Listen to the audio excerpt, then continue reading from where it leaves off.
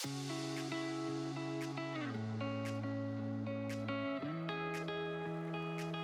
everyone. Welcome back to The Truth About Success. This is where we interview successful people from all walks of life to just determine what their truths are about success. And the reason we're doing this is to share with you that is success something that is only for the few? Or is this something that anybody can achieve if they follow a certain set of principles? And we've got a fantastic guest for you today. We've got Susannah Schofield. Let me tell you about this lady. She's got an OBE. She's the Director General of the DSA. She's the CEO and founder of Pitch Sport. She's a public speaker. She's written a book. I mean, there's so much to go. She worked with BT. And think about this, you had a team of over 800 people and helped develop the turnover P&L of over $800 million. Well, should I say, let me correct this. I've just come back from the US. It's actually 800 million pounds that she developed there. So without further ado, I'm going to bring on our special guest today, the one and only Susannah Schofield. Hi, Susannah. Hello. Thank you so much for having me. It's such a privilege. Thank you.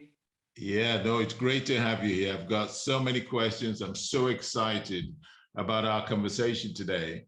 And one of the first things I want to do, just so the audience understand, you're the Director General of the DSA, which is the Direct Selling Association. What's the Direct Selling Association and what does that entail?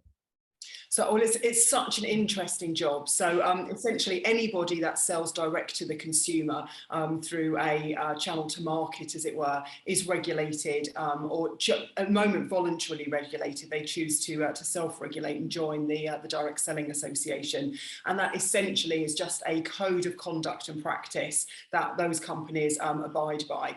I think it's fantastic. I think the reason I love the sector so much is it's so varied. Our members are completely from different walks of life, but also everybody collaborates together. It gives opportunities for anybody to earn some money, whether you're degree educated or not educated. It's a complete opportunity, and I love that about it. So I came in only on a 6-month interim to help them because they were looking for someone else, and 4 years later I'm still there and not going anywhere. I absolutely love it. It's been a fantastic journey, and I think for me now, the real key now is pushing that it shouldn't be self-regulated as an industry. It should be compulsory, because there are some fly-by-night companies that pop up and do reputational damage to the industry. So that's 2022's target. I'm going to go knocking on the government's door. So I wish me luck.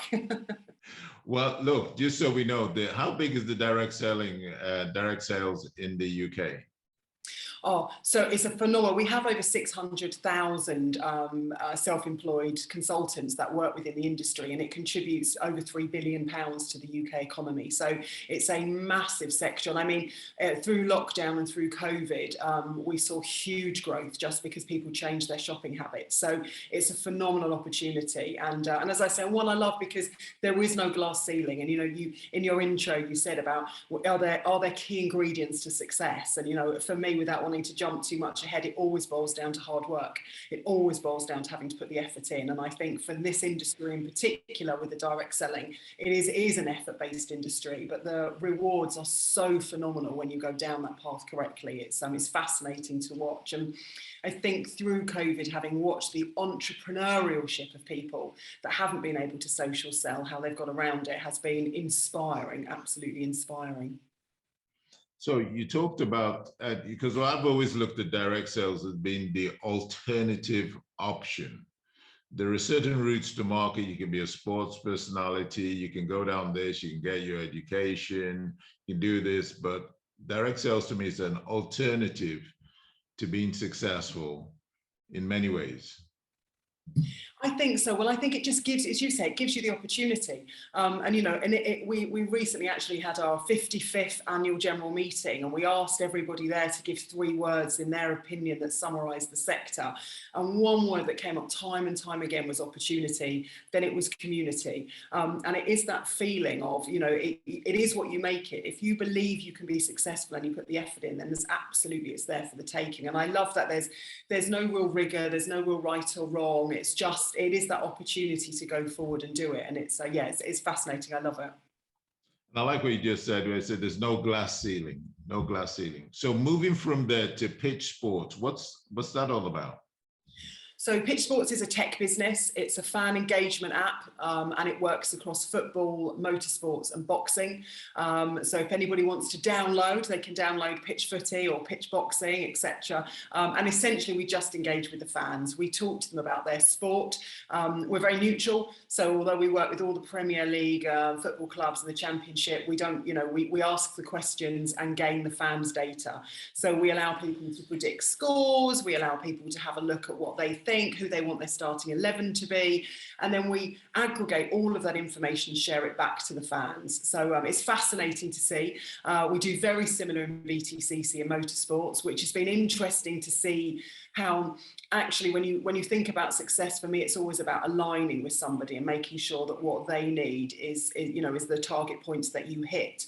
And it's been very interesting working with the football world and then the motorsports world, and the difference between the dynamics and the strategy and the politics is completely separate. But then you add in boxing, which is like the Wild West boxing. It's completely crazy.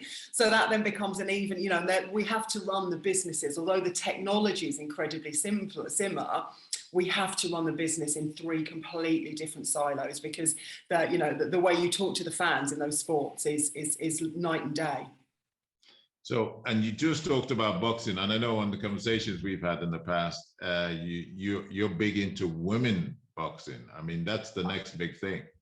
I am. So one of the things when we got into boxing in the app is I actually realised, and it became abundantly clear, that the safeguarding for females in boxing is shocking. And it worried me a little, if I'm honest. So I used lockdown to get my licence. So I'm the only female UK boxing licence holder as a promoter.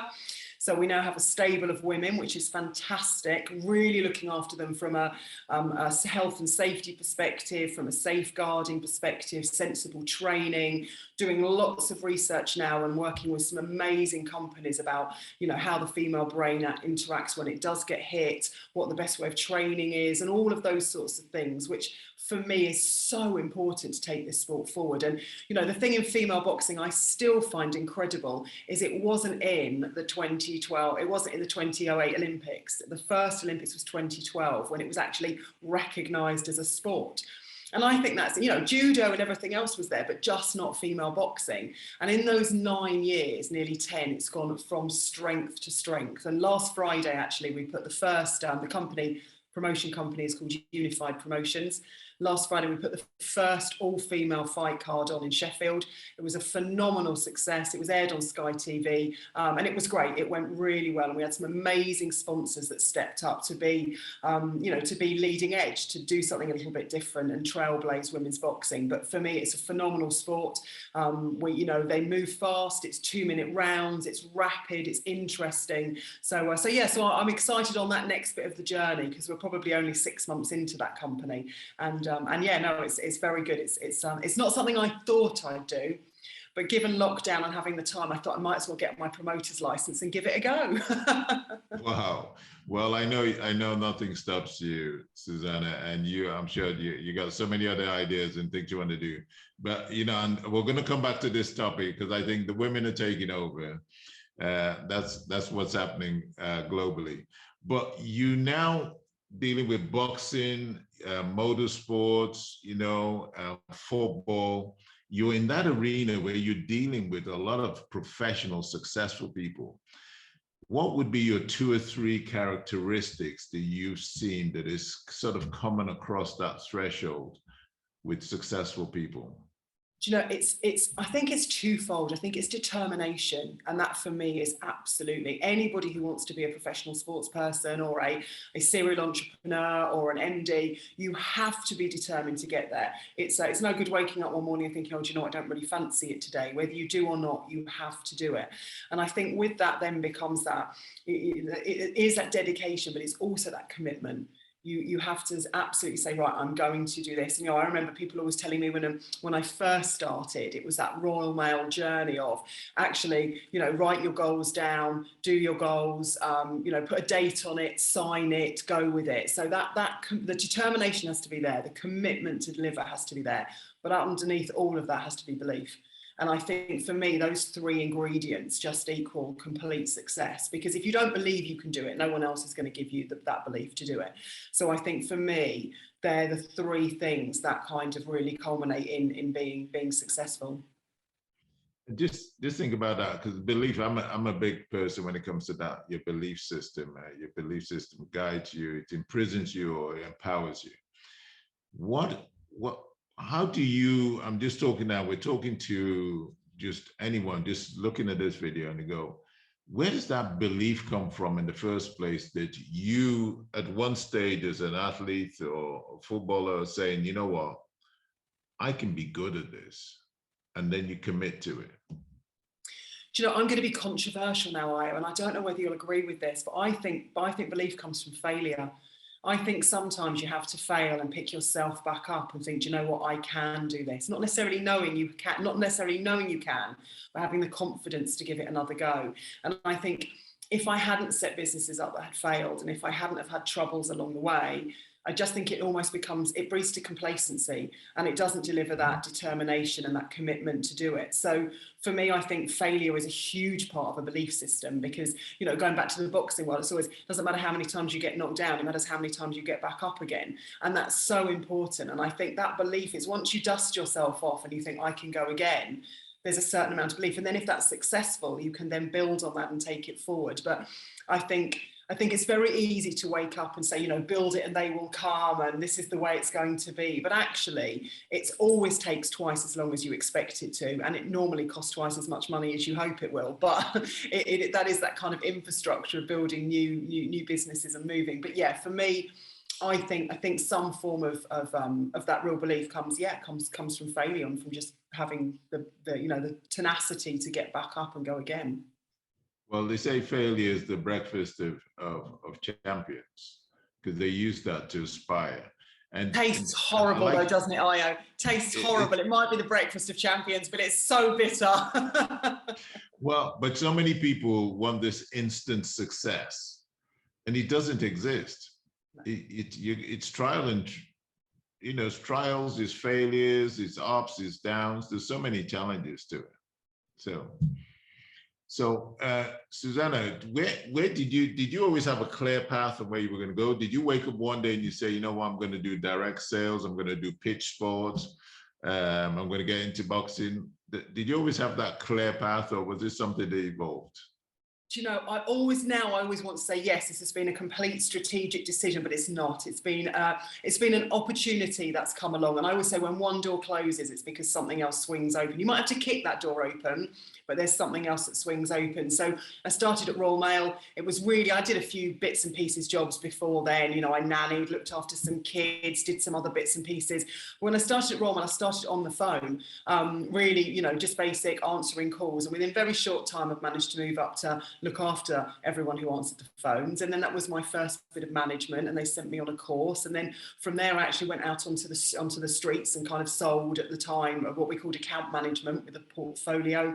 Then I ended up managing, and it was literally just a natural progression within. But interestingly, because when you say to people, I spent nearly 20 years at Royal Mail, it's such a phenomenal amount of time. But because I changed jobs almost every 18 months and worked in different fractions, from sales to marketing to the post office to operations, it was almost always like starting another job. Everything changed, the way of working changed. And I think I think I have an awful lot to thank them for, because they believed in me in a very male-dominated environment. They absolutely believed in me, and I never felt it hindered me. I never felt it held me back. But as a business, they were very open to letting people try and grow and support and encourage, as long as you hit your goals and you showed you were working hard. And from there, I got to a point where, as you rightly say, managing hundreds of people, turning, hundreds and hundreds, millions of pounds of business was phenomenal. I set that, the new business sales that we set with just 3 of us. There were myself and I had 2 members of staff, and it took 4 years, but then we had 800 people and, 500 people and 800 million turning. So we didn't do badly from what we thought when it was all privatised. And we were, oh my gosh, we're going to have to go out and sell some stuff rather than just getting it by default. It was a lovely journey to go on. And when I look back now, I'm not really sure how we managed that or how I managed it. But at the time, it was just the day job. You just got up and you did it. And it was, there was pressure. And of course, there was always, things to do and goals and objectives and, the whole kind of remit of it. But when I finally got to the end of that, I thought I'd almost done it. So I became their commercial director and looked after wholly owned subsidiaries. So set up micro businesses for Royal Mail, really, for want of a better word, which was fascinating and really good fun. But I suddenly thought, I'm going to do that for myself. So I moved into setting up Pitch. And before then, actually, the direct selling world, I'd dabbled in setting up a direct selling company when I was off on my maternity leave with my first daughter, Brooke. But realised that, the funding you need behind that, and to make it really work, you need a massive, massive infrastructure. But that was my first dabble into direct selling, and I understood then the enormous opportunity within the industry. So kind of had a few side hustles myself, worked for other organisations, and then thought, no, we'd set up Pitch Sport. But that, if I'm honest, was completely it was really born out of a conversation that, having a tech background, set an app up for Royal Mail for the shopping, quite like the idea of apps being a way to communicate with people. At the time, my husband was moaning bitterly that nobody listened to sports fans and that nobody listened to football fans. And I actually jokingly said, if I build you an app that you can moan at, will you stop moaning at me? I was like, oh, that's actually quite a good idea. So kind of sat down and scoped to and the irony of this is I don't just listen to my husband now moaning about football. I listen to hundreds of thousands of other people listening about it and moaning about it too. So now I can't get away from it. It's my own worst nightmare.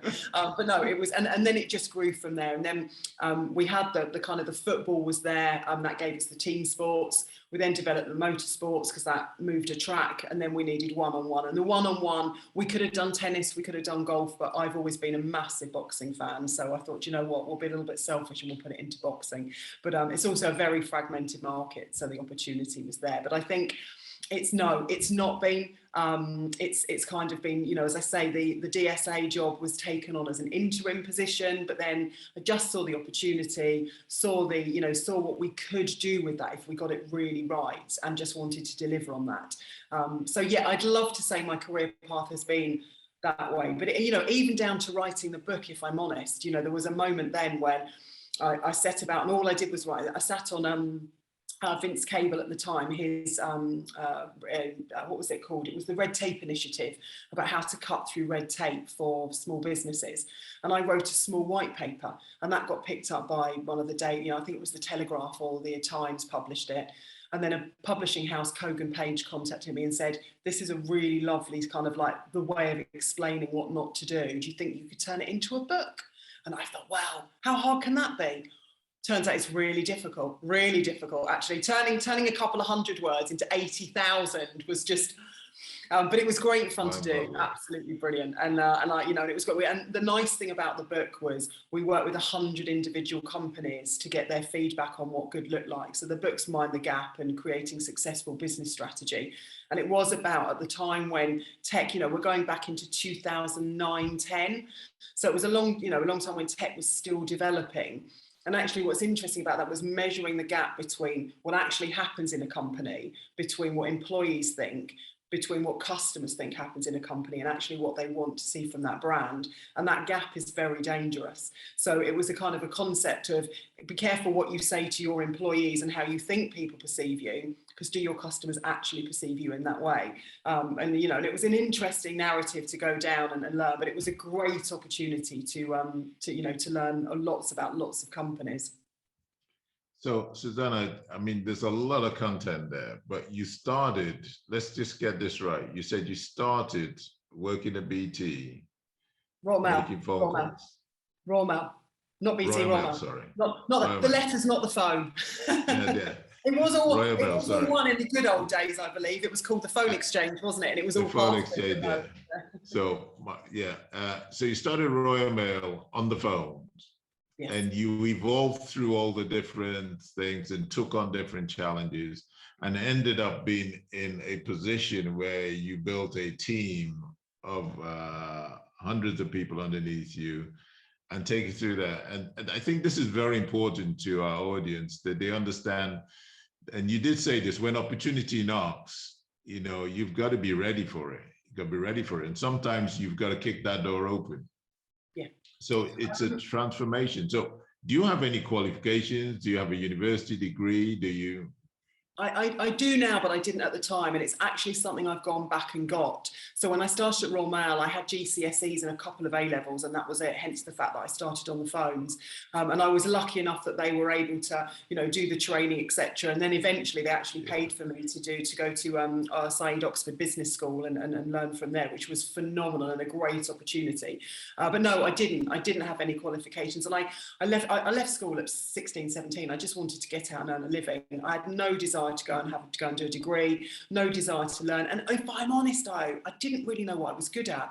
I just didn't know what I could do. So I kind of had a succession of jobs. I said I nannied, I worked in a restaurant, and then I sort of found myself looking down. And if I'm honest, I think it was looking for a job that looked more interesting, was kind of Monday to Friday at the time, because that's what seemed important in my narrative. Not now. I mean, everyone knows in live sport there's not a moment you're not working, but yeah, I kind of wanted it to be something that was simplistic and also that paid well. And I thought, you know what, if it pays enough money, I'll go in. And then I suddenly realized that actually talking to people and selling was a skill that I could probably develop and hone in on. And then it just really snowballed from there. But I do remember we had a reorganisation at Royal Mail, and we had these kind of one-to-one meetings. And I remember the gentleman at the time who was managing me telling me the job I should apply for. And I said, absolutely no way, I'm going to apply for this one up here. And he laughed and he said, well, don't be stupid. That's like Royal Mail's, I'm all about grades. You know, you're an SB1 or a 5L or whatever it is, because it's government, at the time was government owned. So no one jumps grades. You can't possibly do that. So I said, well, if there's an interview process, what's the harm in giving it a go? And I remember then you could only apply if it was kind of like, you know, when you pick your schools, you could only apply for 2 jobs. And I thought, do I go safe or do I apply for the 2 jobs I really want? So I applied for the 2 jobs I really wanted, and then got interviewed for them and got one of them, which I'm very lucky for. But I think it was that moment where I remembered I was only quite young. I would probably only have been only my very early 20s, if as old as that actually. And I just remember thinking, why not? Why is someone telling me that I am too young to do that, or I don't have the capabilities of doing that? You know, fail in an interview, but actually take the learnings from what you failed to achieve and then be able to put that to practice. But at least you've shown your intention as to where you want to go. And I remember in the interview, one of the people interviewing me said, do you not think this is a little bit above you? And I said, well, no, and I don't think you do either. Otherwise, we wouldn't be wasting either of our time, would we? So I think you don't want to be cheeky, but I think sometimes if you see an opportunity, it's that belief again, isn't it? It's back to those 3 words. You know, you've got to be dedicated, you've got to be determined, you've got to have commitment, and you've got to believe. And I just think I looked around at other people doing it and thought, I can do that. I can. So I just have to believe I can and give it a go. And don't get me wrong, there were moments where I thought, what am I doing? This is crazy. I'm completely unqualified for this. But proof is in the pudding. And it was the start of what ended up being a spectacular career at Royal Mail. I'm very grateful. Yeah, well, there's a saying I have, never question your ability, but always question your performance, because anything is possible and nobody's better than you. They're just ahead of you. But I think you've just touched on another key to success, is so many people are not successful because of other people's opinions about them. Or so just you're in a situation where you could have easily been told, why are you applying for 2 grades up? You just stay where you are. And that's one of the big things I see with people is people say, just stay where you are, stop being ambitious. I mean, what would be your response to that? Oh, absolutely do. I think there's twofold. Do it because you love it and do it because you want to do it. Don't ever do it for money. So for me, the only time I found myself really unhappy is when I've chased $1 or £1, depending which country you're in. And that struggles for me, because actually it feels insincere. And I think when you chase money, you behave differently and your actions are different. But I think if you enjoy what you do and you're passionate about what you do, then absolutely you should push every boundary, because then it's driven by something that's a little bit deeper. It's driven by aspirations, it's driven by enjoyment, it's driven by motivation, because you feel passionate about what you're doing. So for me, I think you should push until, as you say, I love that phrase, it's never question your ability, only question your performance. And I think there are some times when you realize that you can't do that role, and that's actually, it's not necessarily your skill set. And then there comes a very mature moment of having a conversation saying, I can't take this forward anymore. I need to step to one side, or I need to put someone else in to do that job, or I need to get some mentoring in place, or I need something to be able to help me burst that, because no one can know everything. No one can. You know, we all have this great journey that we have to go on. And I think the key is not being arrogant enough to ever think you know best, and to listen. And, you know, with my team, we have a call every beginning of every week. And I say to them, what are we doing wrong? What am I doing wrong? What can we do better? How do we make this week better than last week? How do we get to the end of the week and say, we haven't made that mistake again? And I think as long as you encourage people to be honest and open and enjoy their roles, then I think it's worth doing. But no, you should never not try. I think the key to success is just about trying. And never let somebody else's opinion about you hold you back. And I always believe you're going to get advice, make sure the advice is from a qualified source, somebody who's an expert in there, but you've really got to be careful about that. So Susannah, you left school when you were 16, you worked your way up the ladder. Tell us a little bit about your childhood and your upbringing. Oh, do you know, I had a great child, and weirdly actually an only child up until I was 11. And then my mum and dad had my little sister, who at the time I was like, no, I'm not very happy about this at all. But no, it's great, it's good. And I always had a full house, always had lots of people coming and going. It was lovely. It was a very loving, very caring family. My mum was a professional cake decorator, so she worked from home. And actually, ironically, she made the most amazing cakes. But because it was like a busman's holiday, we just got fed Mr. Kipling the whole time. It was like, why can't we have one of your cakes? Not making for you, I'm making for money. But I grew up in that kitchen table environment where she just rolled out, you know, very professional cakes, but from the kitchen table. And if she was working, we all had to get out, and there was never, you know, it wasn't the time to come and do. And my dad worked for the government, was a civil service as an electrical engineer.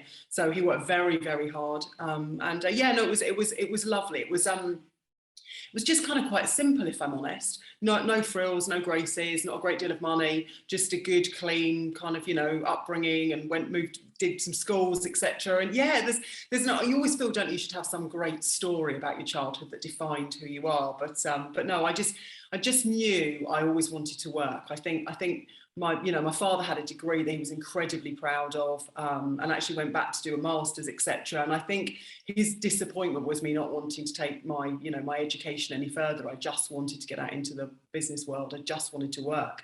I wanted to earn money. I wanted to be out there. And I think school for me was probably the hardest time. I just didn't see the point. I just wanted to get out and be doing things and moving faster, not sitting talking about what could be done. I wanted to go and experience it. So I think my latter teenage years was quite a challenge for my parents. I very, very foolishly got married very young. I married my first husband at 18, and I didn't know him well enough, and my parents were deeply disappointed, and it ended very badly. And I think, if anything, if I look back, up until then, it had been almost smooth sailing. But I think that period in my life, and realising what a terrible mistake I'd made, and having to live with the consequences of that, I think then defined me, that actually you have to be accountable for your actions. You have to be the one that then goes on and responds correctly, and cause and effect. And I say it to my girls all the time, you do this and that happens. You know, it's so important to get that right. And I got that horribly wrong. I upset my father enormously through that period of time. And I think I had to go get a better job. I had to recover. I had to find myself somewhere else to live. I had to do a lot quite quickly. And at 18, married and divorced is not ideal. It's no badge anyone really wants to hold. You know, till death us do part.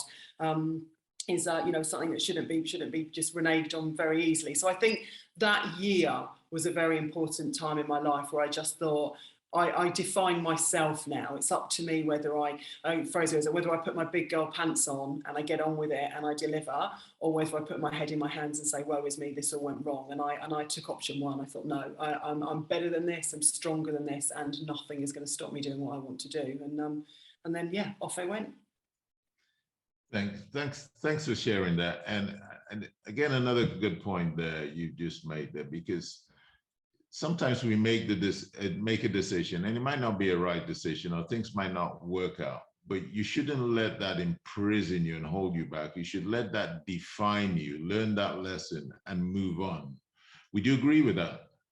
Completely. And it's so strange because when I talk to people about that first marriage and people say, oh my gosh, you must really hate him, and I think, actually I'd like to shake his hand and thank him, because I think he defined my sense of self-worth to some extent. I think walking away from something that's not going well is very difficult, and I think it's sometimes much easier to stay, but to kind of shake yourself off and say, no, actually this isn't what I signed up for, this isn't acceptable, I'm not going to be treated like this, and to walk away gives you a feeling of power. But like you say, nobody wakes up in the morning saying, do you know what, I'm deliberately going to make a mistake today. People make mistakes, things happen, but nobody, or I defy people that go, do you know what, today I'm going to deliberately mess up in such an epic way, and let's see what happens. So, but no, I think it's taking those learnings. So, I said earlier, wasn't it? What's success? It's failure. It's taking those failures. It's learning from those failures. It's not repeating them, but it's allowing them to empower you to know that you know not what to do, and therefore you know what to do when you move forward. And I think that's so important, because, as you say, it can define people. It can become part of their fabric, and they can spend an awful long time getting over things. And yeah, I think you have to take the positives from every negative and say, listen, how do I change this round? How do I learn from this experience? And how do I make sure it never, ever happens again? There's a little, thanks again. There's a little exercise I do, and they tell us we're going to live till we're about 85 or so. And I mean, I'm going for 100 years anyway. But what I say to people, if you take your age you are now from 85, that tells you how many more years you've got left.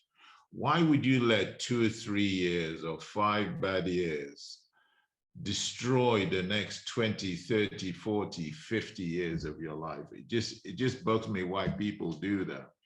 And just coming back to your book, Mind the Gap, because I think that gap is about also defining where you are and where you could be or want to be, and what's in the middle. I mean, what are those key points of that? I mean, you talked about the book already, but that gap, what are the sort of gaps you found between people's perception and reality? It's so fascinating, because really I think it comes down to just not listening. I think it comes down to looking at certain things in isolation, not taking account for any external factors that might have impact in it, and then just not taking feedback or listening. So one of the great things we did within the book was we did an employee engagement survey and we did a customer survey. And most companies do those in blissful isolation of each other. And they look at the results and they go, okay, well, we'll do that with our employees and we'll do that with our customers. But if you did it together and you asked some ergonomically written questions that actually marry up, if your employees say one thing and your customers say something else and there's a big gap, that's a worry. So adjust that gap so they match, because then if your employees are achieving exactly what your customers want, you get better success. Of course you do, because everybody's happy and then it grows and it builds from there. So I think it's about measuring, as you say, that perception versus reality, but also about listening to where those gaps are and understanding and taking it on. And I think for me, one of the biggest things I've done is take counsel from people. If I do this, what do you think might happen? Can I just ask your advice on this? Get mentors, get people in who've been through it, come out the other side and tell you. And as you say, not hanging your hat on the one thing that went wrong, but looking at the bigger picture. And I think it's so easy, and especially the last 2 years in lockdown, I think it's been so easy for people to get the narrative in their head of negativity and I can't because, or it won't work because. And I think we just have to say, no, do you know what? That might not work. So how do we make it work? If we fundamentally believe that's what we need to do, how do we now make it work? And if all of these obstacles are in the way, Can we move them? Because there might be one obstacle there that can't be moved. You know, that it might be that there's a piece of land that you can't cut through and that's owned by someone they're not selling. And so how do we go around it? How do we do? What do we look at? Or do we just say, actually, fail fast? Great idea, but it's either too soon or it's too late or it's not going to work. And I think listening, building your business foundations on strong foundations that are rooted in fact and data, not passion and ambition. And as much as important as that is, it's just making sure that you're doing what's tried and tested in your own way, but being able to still be innovative. But yeah, just make sure that that path is clear. And I think, as you say, that whole book, the whole gap between it was that perception. And mentally it's taking that leap, isn't it? It's saying, actually, do you know what? I'm here. I can get to there. What's the quickest route, but what's the safest and most sensible route as well? Yeah, and there's always challenges or obstacles. And like I said, you've always got to find a way. I just believe there's always a way. I was fortunate to go to the NASA Center in Houston, in Texas. In fact, I was only there a few days ago. And what was amazing was seeing these, I mean, they've been to the moon 12 times. I didn't even realize they've been to the moon 12 times. You know, you just remember that famous first time. They've got Mars, and they showed you the lunar buggy and all this thing. And I thought, what was so exciting that I got, the inspiration I got from it, is the reason they're making these achievements is they're surrounded by people who think the same. They think that anything is possible. And these scientists have looked at things that you would say it's totally impossible, and they've made it possible. And I just want to move gear to us, because we've talked about your book, the DSA, and you talked about getting into direct sales and doing that as a side hustle at the time, because that's a great opportunity. It's a great segue, isn't it, into the business world. Would you agree?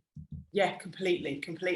And I think the nice thing is although there's mentor programs and there's coaching, you can almost kind of suck it and see, for want of a better phrase. You can do it how you want to do it. There's it's kind of a buy off the shelf infrastructure that you then get to say, how do I make it mine? How do I use my skill set? You know, some people do it online, some people sell face to face, some people do it virtually, some people do it through letters.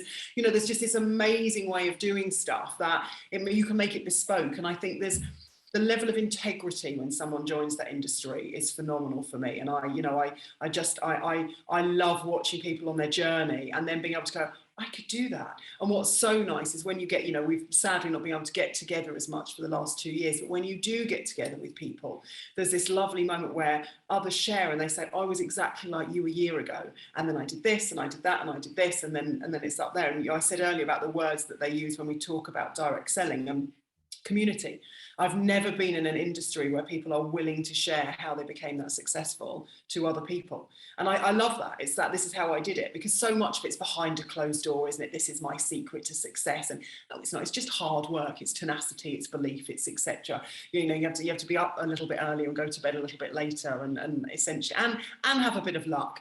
You have to have a fair wind behind you, be in the right place at the right time. And we say, isn't it, there's a busy people make their own luck. And I think that's true. If you sit back and wait for it to fall in your lap, it won't. But it's a great industry, and I've loved watching through. But coming back to your point, I think you're absolutely right, and I think it reflects in the Direct Selling Association. And the world is, people do what they believe they can do. So, you're talking about NASA and putting man on the moon, and Roger Bannister ran the first 4-minute mile, and until then it was impossible. And then loads of people beat it. Usain Bolt did the under 100 meters in 10 seconds. Now loads of people do it. We almost become conditioned that, oh, it is possible. But that breakthrough, that groundbreaking moment is just down in belief, isn't it? It's in your core system that you say, I am going to push as hard as I can. And you're going to have to be tenacious and driven and focused and get out of bed earlier than anyone else and put your running shoes on, metaphorically. But if you believe you can do it, then it changes the mindsets of so many other people behind you. And I love that. I love the thought of even just doing something that makes somebody else feel, oh, well, she can, maybe I can. It's just the most empowering feeling in the world. And I live to be able to help other people on their journey now. And you've said something that people do what they believe they can do. Did I get that right? That's yeah, absolutely. People do what they believe they can do. Yeah. So what are your beliefs right now? If you're just listening to this video, you've got to ask yourself, what belief is holding me back from greatness? What beliefs about myself from being that successful person? Because you can truly break through. And what you said about being lucky, if you work hard enough, you get lucky. That's what I found. I don't worry about being lucky. I just work real super hard. I go the extra mile, and it's amazing how lucky you get. And Susannah, you probably had this, when you've worked so hard, you've been through all the failures, you've picked yourself, you've dusted yourself down, you've gone back out, and then somebody turns around to you and they see you and the lifestyle you have, and you go, you're lucky. And you go like, sometimes I feel like going, are you serious? I mean, let me tell you what I've been through to get here.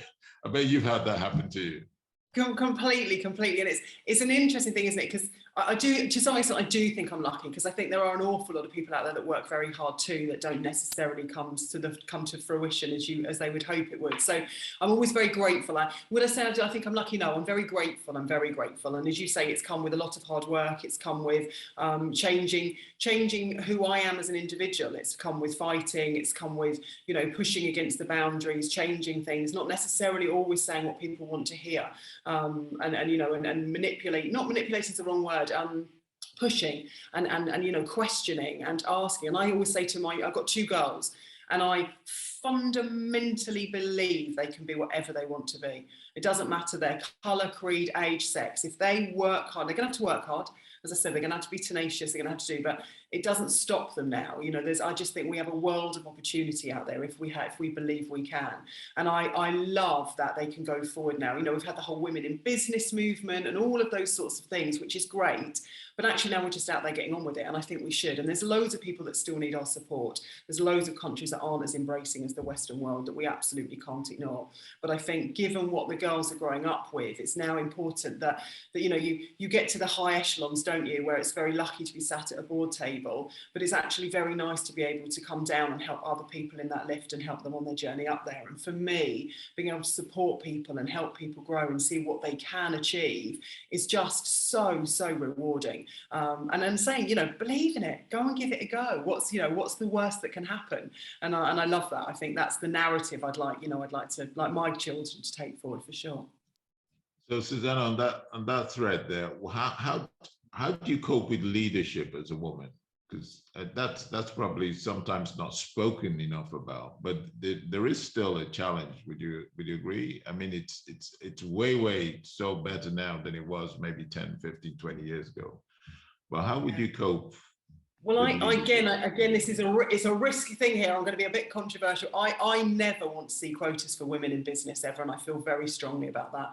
I want to get there under my own merit, and I believe that as long as that next generation, I'm probably one of the last generations where would a woman work or would she have a family was a question. Like my girls growing up in school now is they will work.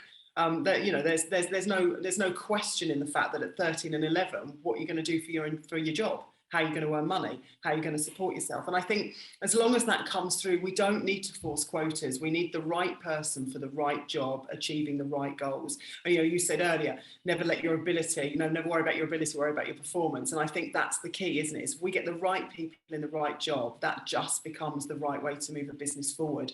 And, I don't want to see discrimination. I don't want to see you talk about diversity and inclusion, yet we live in a world that's almost too scared to ask any questions that might be challenging in case we offend.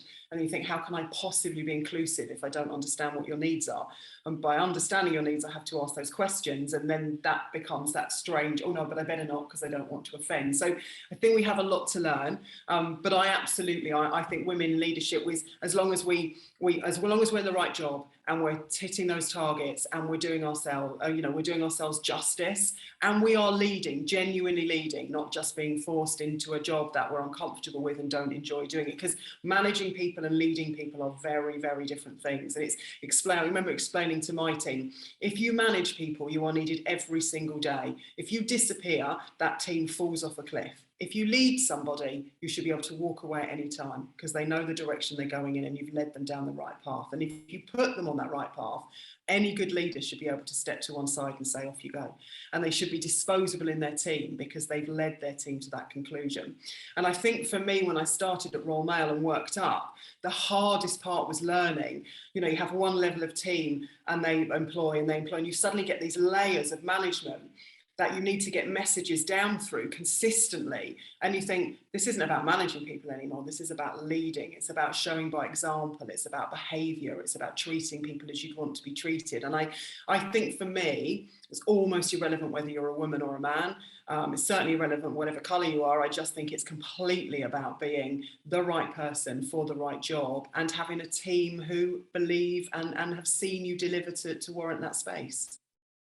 So on that question then, and I'm talking, I see a lot of women, and the reason I'm asking this question is there's a battle between, do I do family? Because that's like you say, that's kind of how you brought up, that's supposed to be my number one responsibility. Or do I do business or get a career, go to work? I mean, what advice would you give somebody who's got that sort of dilemma in their life? I think you just have to do what's right for you. So for me, I've always said I've lived to work. I absolutely love my job. I'm passionate about it. I can't imagine not. Now, my children have both been in full-time childcare since they were 5 months old. So that's 6 a.m. till 6 p.m, 5 days a week. That's not for everybody, Monday to Friday. But at the weekends, there was nowhere else I wanted to be than with my 2 children. And they had my dedicated time for an entire weekend. And I think we did everything that we'd have normally done, from picking up school and all those bits, we crammed into a fun weekend. I think they're very balanced kids. My eldest can make friends in an empty room if push comes to shove. She's just very, she's very out there. My youngest is incredibly methodical and intellectual, loves to read, and I don't know where she gets it from. She just sit quietly in the corner with a book and avidly digest it. But they're very balanced girls, but it's not for everyone. And I think my advice to anybody was, do what feels right for you. If you want to be a full-time mum and see your kids for 5 years, absolutely do it, because you'll never get that time back again. And like you say, don't ever look back and regret those few moments that you made decisions that then impact on something so massive. But if you don't and you want to work, I spent so many years feeling almost ashamed that I wasn't being a traditional mother and I carried on with my career. And actually there were moments where I thought I probably should give this up.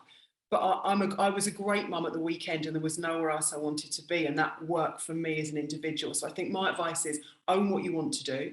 Make sure you've got a brilliant support network. I could not have worked if I didn't have a supportive husband and I didn't have 2 amazing parents. So my mum and dad, they help with the childcare, they're there. My network around me facilitates me to do that. Now they're older, they're absolutely fine. But I do think you have to do what's right for you. I don't think there's a right and a wrong. I think there's many more men who are happy to be at home now, looking after the kids and take a more active role. I think now there's actually paternity leave. When I had Brooke and Willow, there was absolutely no paternity whatsoever. It was like, what's that? Lucky if he was allowed 2 hours off the desk to come to the birth, if I'm honest. It would go straight back on it, whatever. But I think it's much more recognised now that it's a dual role. And I think for kids as well, it's so important to have their father there as a figure to understand what's important and where it goes. But yeah, my advice to anybody is just do what's right for you. Don't listen to anybody else. Deep down inside whether you want to be working and have someone else look after your kids, or whether you want to look after your kids and find a job like the direct selling world where you can do it, the whole thing. If you want to work flexibly, that's why I love that sector so much, because I work full time. I sacrificed a great deal of my kids. I remember having an awful moment where my eldest was in a Christmas play, and I didn't go to the Christmas play because we had a massive pitch at Royal Mail that day, and I made the decision that was more important. Rightly or wrongly, I thought, I've got to go to that pitch. I can't not go. So about 2 weeks afterwards, I couldn't live with myself, and I sat her down, and it literally tears welled, and I said, listen, I made a massive mistake. My bad. I should never ever have missed your Christmas play, and I feel mortified that I did. She looked at me straight in the eye and she said, were you not there? And I said, no, I wasn't there. I told you I wasn't coming. She said, oh, don't worry, mummy, there were loads of people in the audience. I was fine, and skipped off. And I thought, actually, at the time, it was this really interesting. I'd driven myself crazy about that one decision not to go. I told her I wasn't going to go, but she hadn't even really taken it in and didn't really care because there were lots of people and she was brilliant. But actually having that moment, it honed into me what was important. And what was important was I should have been there. So you have to weigh up occasionally and say, I'm not going to come to that meeting because this is more important. And I think in the early stages of my career, when I was still proving I could be a leader and I was still proving myself as a woman in a man's world, which I hate saying that, but along that thing, in my head, I don't believe I ever had to. I just think psychologically I felt I had to prove that there was no way I wasn't going to be at that meeting. That had to take its priority. But actually I think now, and I think if anything's good has come out of the pandemic and where we've been, is that people appreciate the value of time. They appreciate the value of being with a family. They appreciate the value of not, touching people, hugging people, and all that sort of thing. And I think if we can take one good thing, it's be where you feel you should be, because no one gives you that opportunity back. Absolutely. Thank you for that. So with that said, tell us about the OBE from the Queen. I mean, that is that's a great honor to achieve. And you got that for empowering women and helping businesses. Tell us a little bit more about that. Yeah, it was a great surprise, I got home from a wine tasting, actually, and I didn't know whether it was a joke or not. I think it was safe to say I was relaxed after my day at wine tasting with this very, very formal letter. By the time I'd opened it, I thought, oh, gosh, what is it? What could it be? This looks really serious. It's going to be awful. And it was, it was been awarded an OBE, which I had no idea about whatsoever. But as you say, for services to women and young people in business, which I love, and I give a lot of time to help people.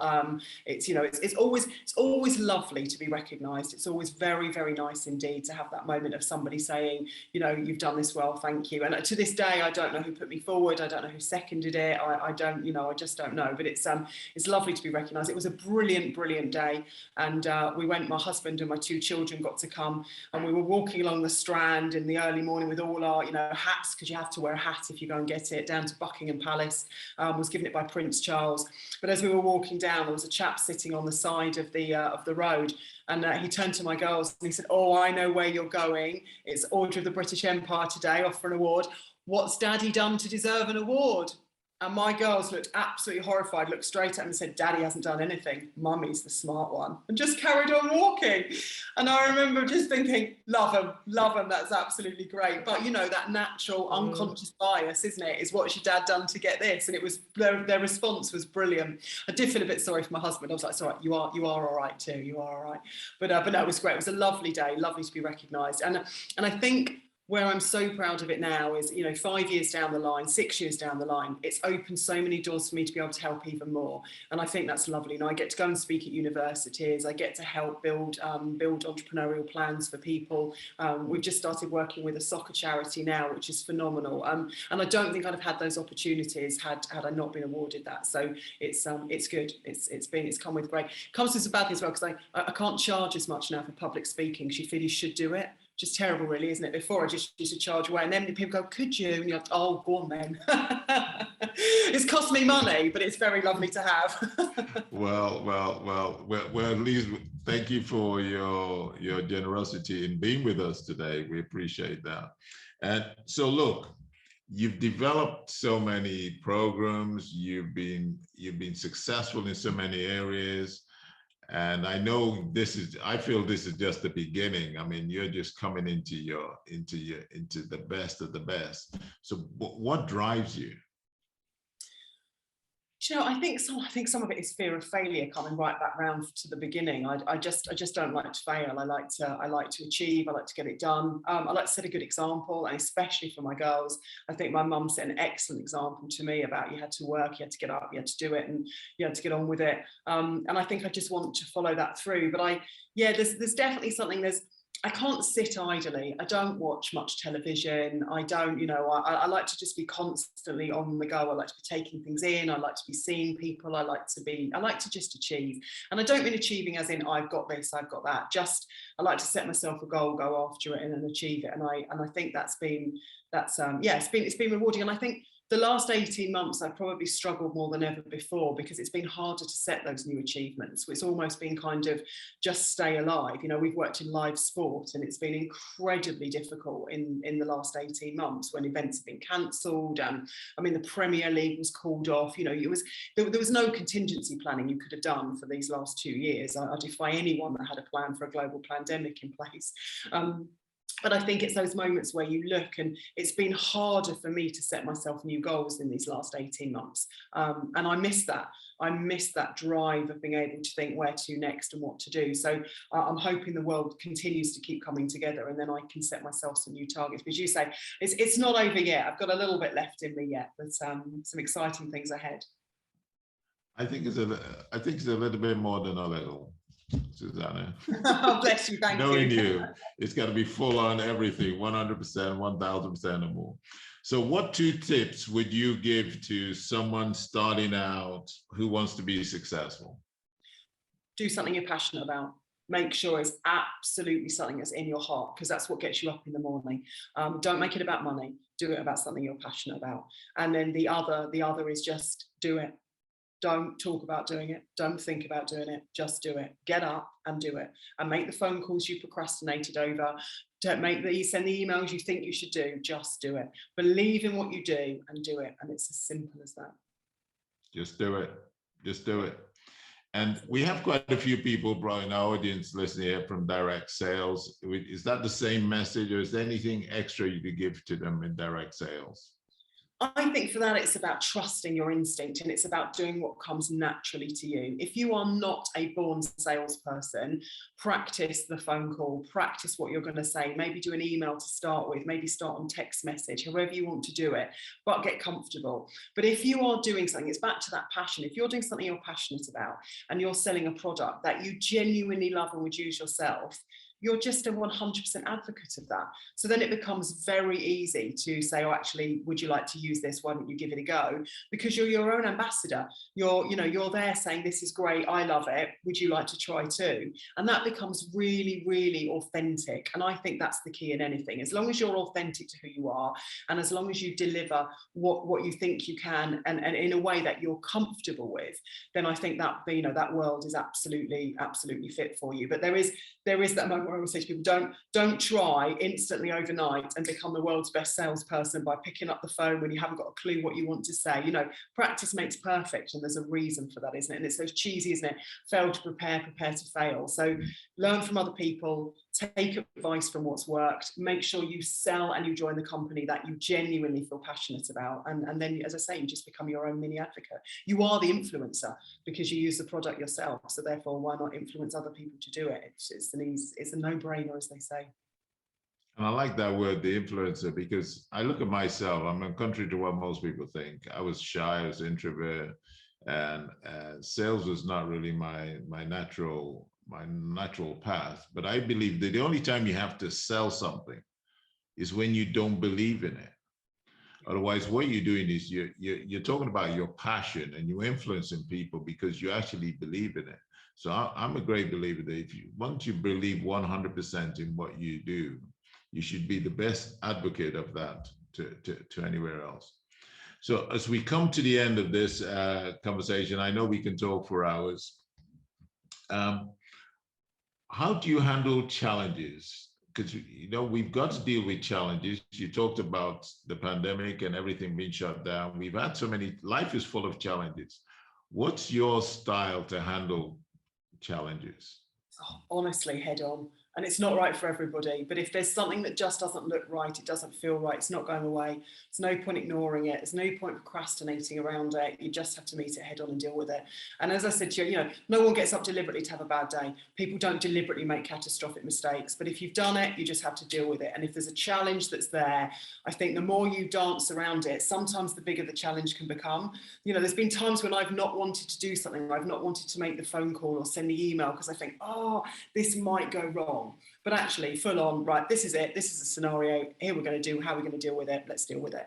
Because ultimately, the result will be the result. But I think if you meet those challenges head on, sensibly, calmly, And maybe sometimes it's you go head on, but then you need to take a step back and say, right, here are my options now, what do I do? So, you know, I've learned over the years to act in haste can be disastrous.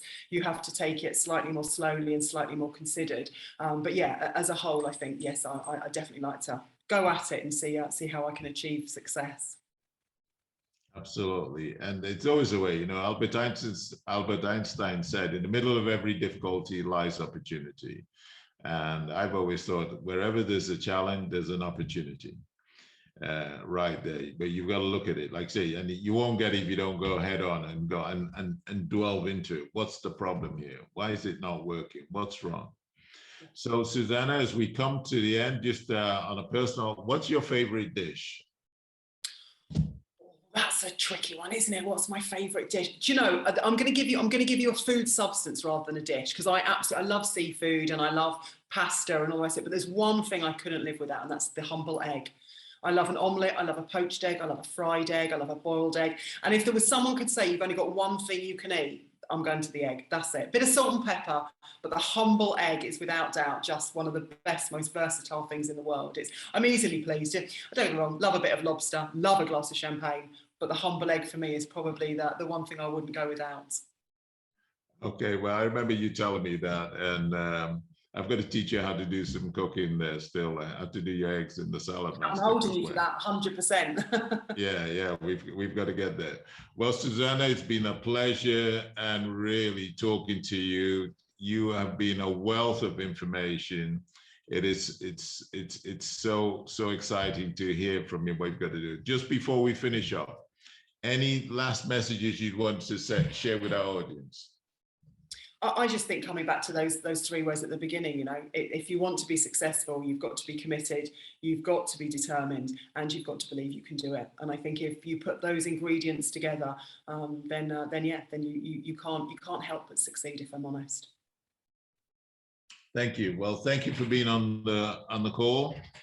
And so, hey, everyone, you've heard this message yet again. What decisions are you going to take from this call and all those nuggets of information? You've not just listened. This is not just anybody. This is someone who's gone from being on the phones for Royal Mail to being an entrepreneur, building a business, running organizations, advising the government, giving you some truths about success.